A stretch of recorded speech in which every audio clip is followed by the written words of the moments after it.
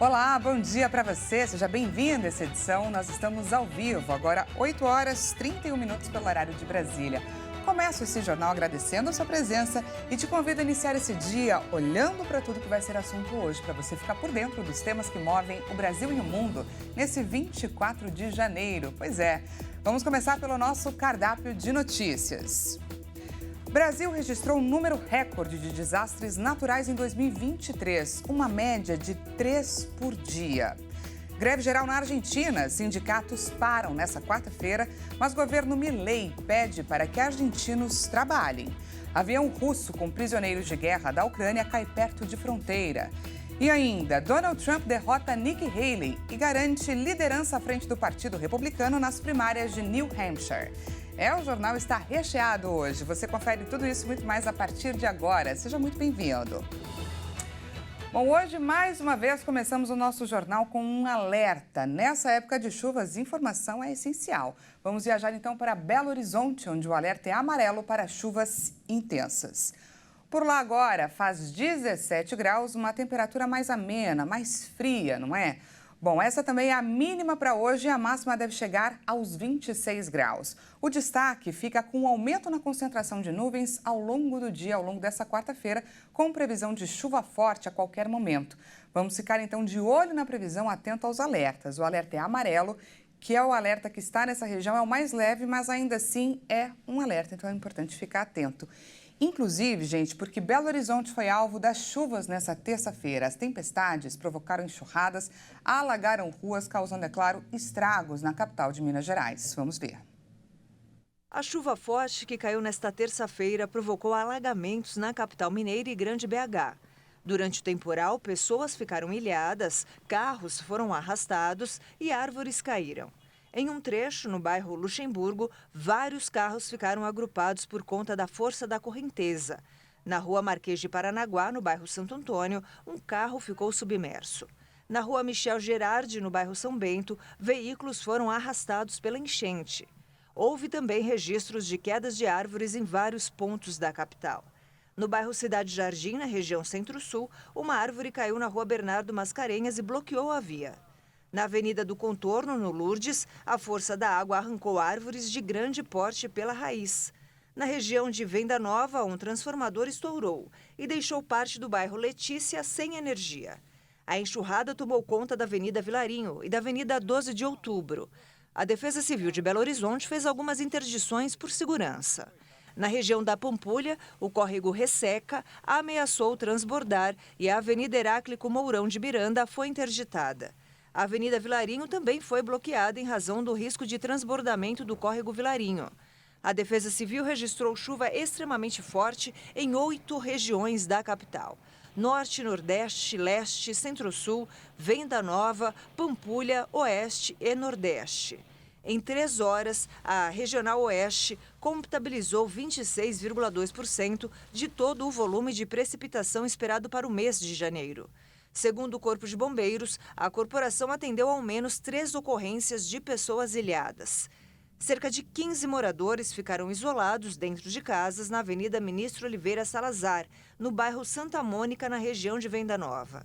Os bombeiros também foram acionados para 3 desabamentos em Belo Horizonte e um desmoronamento em Contagem, na Grande BH. Temos acompanhado nos noticiários as consequências das chuvas já em 2024, que não tem dado muita trégua. Mas saiu um levantamento sobre os resultados das mudanças climáticas em 2023.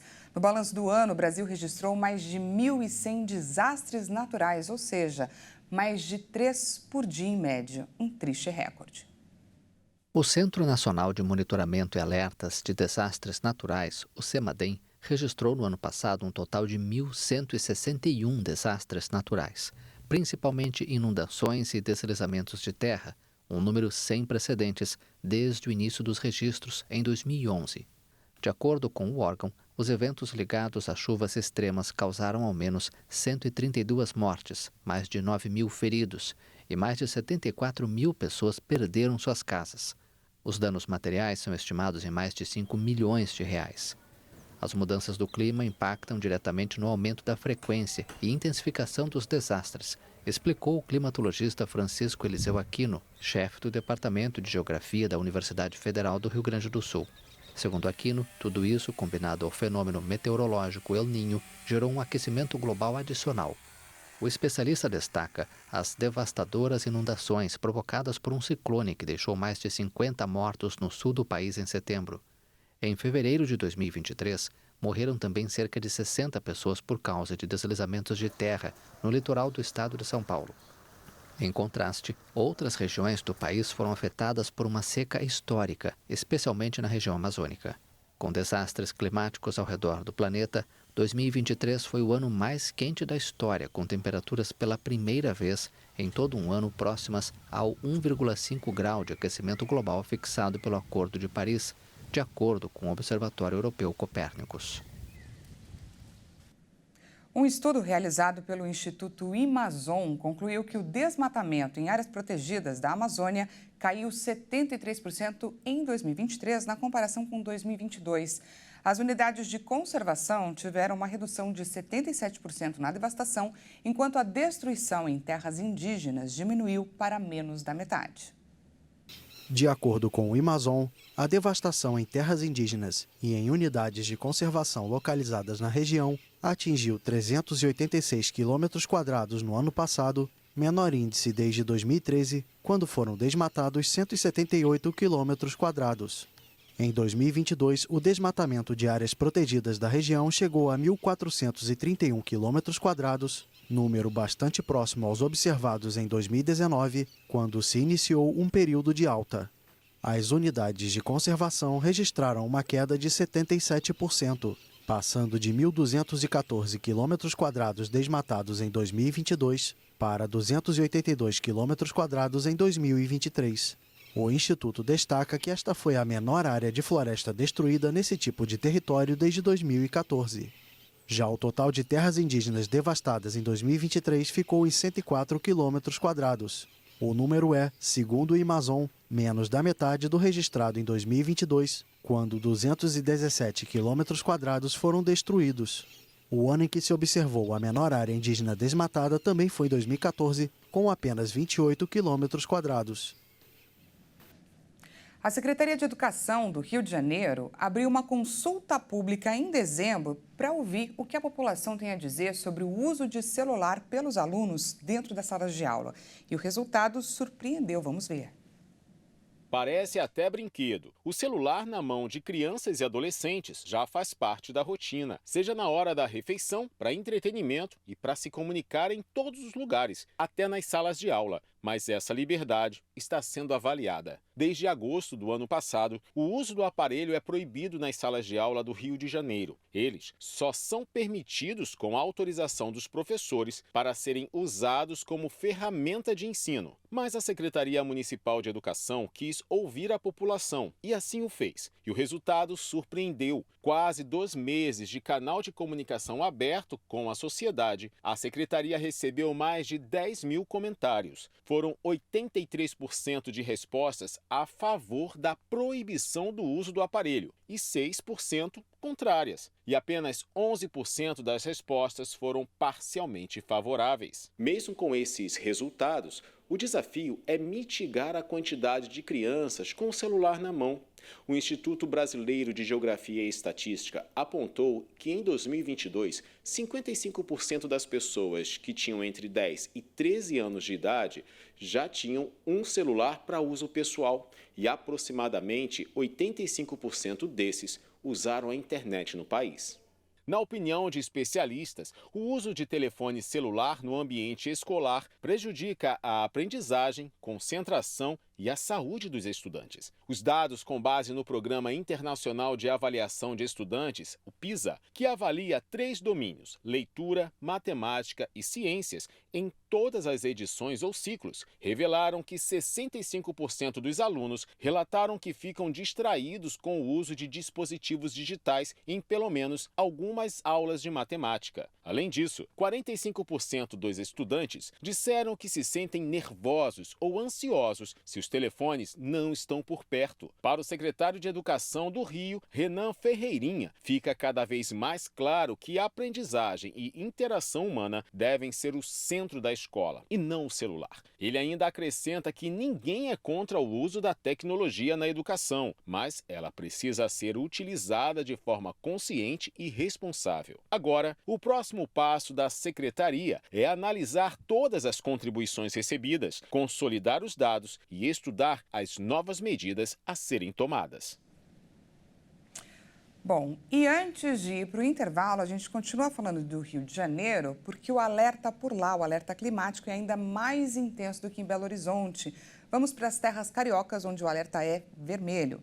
Rio de Janeiro está em alerta máximo para chuvas intensas e acúmulos de água. A mínima prevista por lá é de 18 graus e a máxima é de 25. Mais um dia frio, um dia fora dos padrões cariocas. Como vemos, o céu está nublado e deve permanecer assim o dia todo, com chuvas mais passageiras ao longo do dia e chuvas mais intensas chegando na parte da noite. Então, redobramos, ou melhor, triplicamos o alerta para vocês que nos acompanham. O Rio de Janeiro já vem sofrendo com as fortes chuvas nesses últimos dias. A gente vai para um rápido intervalo e depois falamos sobre a situação na Argentina. Hoje é dia de greve por lá, greve geral. Falamos também sobre a corrida à Casa Branca. Donald Trump derrota Nikki Haley e garante liderança à frente do Partido Republicano nas primárias de New Hampshire. A gente volta já já. Não perca!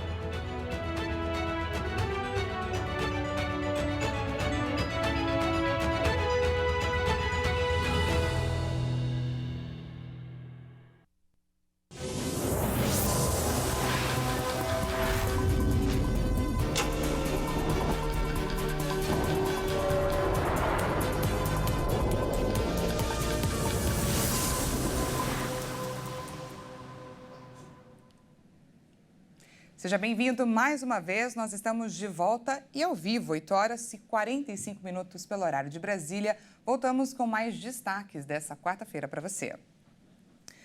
O ministro da Justiça, Flávio Dino, e o futuro titular da pasta, Ricardo Lewandowski, já começaram um processo de transição de cargo. No encontro, os dois falaram em continuidade dos trabalhos. Um dos casos que deve ter destaque é relativo à elucidação do assassinato da ex-vereadora Marielle Franco e do motorista Anderson Gomes. Em delação premiada, o ex-PM, Rony Lessa, teria citado o nome de Domingos Brazão à Polícia Federal como sendo o mandante do crime. O atual conselheiro do Tribunal de Contas do Rio de Janeiro, que foi deputado estadual por 5 mandatos consecutivos, negou o envolvimento e diz que Lessa quer proteger alguém. Agora vamos de destaque internacional. Donald Trump derrotou Nikki Haley nas primárias republicanas em New Hampshire, abrindo caminho para a busca por um segundo mandato nas eleições presidenciais de novembro nos Estados Unidos contra o democrata Joe Biden. Ganhamos quase todas as pesquisas nos últimos 3 meses contra Crooked Joe Biden. Quase todas. E ela não vence essas pesquisas. Este não é o típico discurso de vitória, mas não vamos deixar alguém conquistar a vitória quando teve uma noite muito ruim. Eles tiveram uma noite muito ruim. Haley felicitou o adversário pela vitória no pequeno estado do Nordeste, onde tem muitos apoiadores, mas afirmou que a corrida está longe de terminar. E alertou os republicanos que tornar Trump um candidato é uma vitória para Biden. Trump quer vingança contra Biden desde sua derrota eleitoral em novembro de 2020, que ele nunca reconheceu. Nem os 4 julgamentos criminais e vários processos civis não parecem frear o magnata. Trump, de 77 anos, tem uma base leal de seguidores e venceu as primárias de Iowa em 15 de janeiro com uma grande vantagem sobre Ron DeSantis, que acabou jogando a toalha. Bom, o Partido Democrata também começou extraoficialmente suas primárias em New Hampshire nesta terça-feira. A votação foi realizada à revelia da direção nacional do partido, que mudou o calendário após pressão de Joe Biden. Seu nome nem estava nas cédulas, mas, segundo projeções, ele foi o ganhador, confirmando a eficácia de uma movimentação em prol do atual presidente, já que existia uma campanha no estado para que os eleitores escrevessem o seu nome nas cédulas. E o presidente da Argentina, Javier Milei, enfrenta nesta quarta-feira o seu primeiro grande desafio na presidência do país. Uma greve marcada para começar hoje, ao meio-dia, foi convocada pelos sindicatos. A paralisação liderada pela Central Geral do Trabalho, uma histórica união sindical vinculada ao peronismo, contará com a adesão da Central dos Trabalhadores da Argentina e outros sindicatos e movimentos sociais. A greve geral vai interromper quase a totalidade do tráfego aéreo da Argentina, afetando a milhares de passageiros. A Companhia Aerolíneas Argentinas informou que cancelou 267 voos e reprogramou 26 devido à paralisação. De acordo com a empresa, a medida afetará mais de 17 mil passageiros e irá gerar prejuízos da ordem de cerca de 2 milhões e 500 mil dólares. 20 dos voos cancelados pela estatal têm como origem ou destino o Brasil. O ministro argentino da Justiça afirmou que pretende entrar com ações judiciais contra os organizadores da greve. Já o Ministério da Segurança criou um número para denúncias que foi ironizada pelos sindicalistas, afirmando que irão utilizar a linha para denunciar a ameaça que sofrem do governo de serem processados. O governo Milei tenta desestimular a adesão à greve. A administração de Javier Milei anunciou ainda que descontará o dia não trabalhado dos funcionários públicos que aderirem à paralisação. Mudando de assunto, um avião militar russo caiu em Belgorod, perto da fronteira com a Ucrânia, nesta manhã. Segundo o Ministério da Defesa russo, a bordo tinham 74 pessoas, sendo 65 prisioneiros ucranianos. Ao cair, o avião explodiu e todos a bordo morreram. Segundo um deputado russo, o avião foi abatido por 3 mísseis. Os prisioneiros de guerra estavam sendo transportados para troca em uma operação de resgate. O avião de modelo II-76 era designado para transporte militar de tropas, carga, equipamentos militares e armamentos. Neste voo, a tripulação era de 6 membros e outras 3 pessoas que não foram identificadas, mas também estavam a bordo. O governador local de Belgorod afirmou que um incidente não especificado ocorreu no distrito de Korochansk, nordeste da cidade de Belgorod, e que estava indo inspecionar o local. Ele disse que investigadores e trabalhadores de emergência já estavam onde o avião caiu. O Kremlin está investigando a situação. Bom, a imprensa russa afirmou ainda que havia um segundo avião também levando ucranianos para a mesma troca de passageiros, mas a aeronave conseguiu desviar a rota e seguir voo.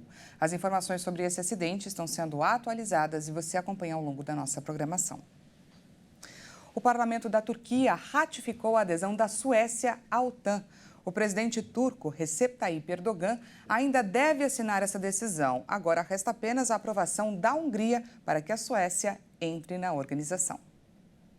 Os deputados turcos aprovaram a entrada do país nórdico na Aliança de Defesa Transatlântica por 287 votos a favor e 55 contra. Hoje demos mais um passo rumo à plena integração à OTAN, reagiu o primeiro-ministro sueco, Ulf Kristersson, na rede social X. A entrada da Suécia na OTAN ainda precisa da aprovação da Hungria, já que o acesso de um novo país ao grupo deve ser ratificado pelo total de seus 31 membros antes de ser efetivada. Estocolmo apresentou sua candidatura pouco depois do início da invasão russa da Ucrânia, em fevereiro de 2022, ao mesmo tempo de sua vizinha, Finlândia, que foi admitida em abril passado. Mas a Turquia bloqueou a candidatura sueca, ao acusar o país de ser um reduto de militantes de movimentos curdos, considerados terroristas pelo governo turco. Diante da pressão da Turquia, a Suécia reformou sua Constituição e adotou uma nova lei antiterrorista. O secretário-geral das Nações Unidas, Antônio Guterres, criticou novamente a posição do governo de Israel a uma solução de 2 estados para encerrar o conflito com os palestinos. O chefe da ONU também disse que a ocupação israelense deve ter um fim. Mesmo com apelos de Estados Unidos e União Europeia, o primeiro-ministro de Israel, Benjamin Netanyahu, se mantém inflexível em relação a uma soberania palestina no pós-guerra. O premier também afirma que o Estado hebreu precisa ter o controle total da margem oeste do Rio Jordão até o mar, como forma de garantir sua própria segurança. Guterres afirmou que a negativa israelense vai prolongar indefinidamente um conflito que ameaça a paz mundial e exacerbar o extremismo.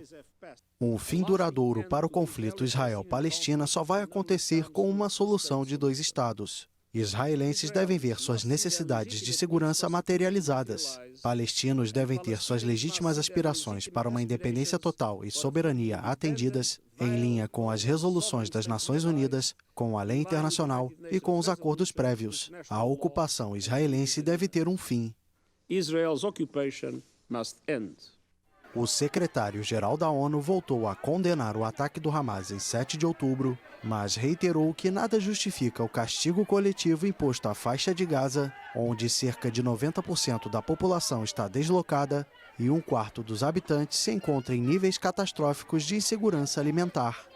Mais de 25.400 pessoas morreram e ao menos 63.000 ficaram feridas desde o início da guerra no território palestino, segundo o Ministério da Saúde subordinado ao Hamas.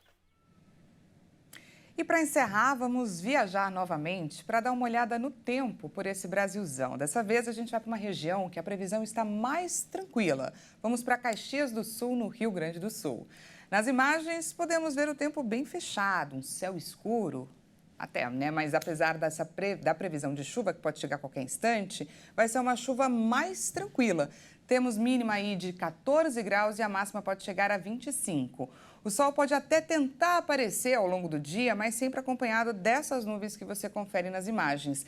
Apesar de não ter alerta para a região, é sempre bom ficar atento e não esquecer de pegar um casaquinho, porque como a gente viu, o clima está um pouquinho mais frio, a temperatura está mais baixa por lá. Essa edição fica por aqui. Muito obrigada pela sua companhia. Às 10 horas, Juliana Dariva chega com mais informações para você. Eu volto à 1 da tarde com o balanço das notícias da manhã dessa quarta-feira. Até lá!